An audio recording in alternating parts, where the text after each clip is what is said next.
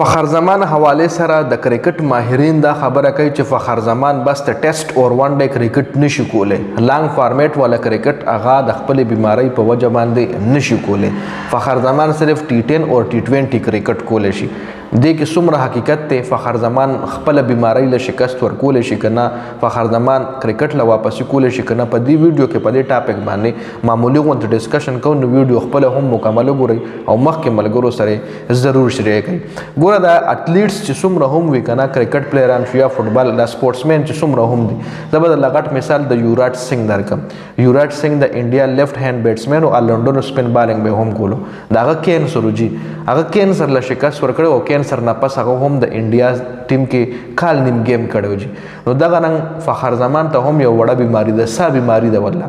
سای چې کم دی لنډیږي او چې سا لنډ شنو بیا اډوکی کمزوري کیږي. نو بیا یو کلاړي هارد بال شو یا فوټبالر شو یا کرکټر شو هغه بیا هغه له انجری ډیر زر راځي. نو فخر زمان دغه بیماری له محمد عامر ویلی چې زما فخر زمان سره په موبایل رابطه شوې ده او فخر زمان دغه بیماری له 2 میاشتو کې شکست ورکول شي. مطلب فخر زمان 2 میاشتو کې ځان فټ کول شي. فخر زمان 2 میاشتو کې مکمل ریکور کېدی شي او هغه واپس انټرنیشنل کرکټ لا راتلی شي. نو د ماهرین چې څومره خبره کوي چې ټیسټ کرکټ خو هغه لډي نه کوي خو ون ډے کې به تاسو یو ځل بیا فخر زمان وینئ. टी20 او टी10 خو هغه لډي کول شي او بیماری له باغ ډیر زر شکست ورکړي.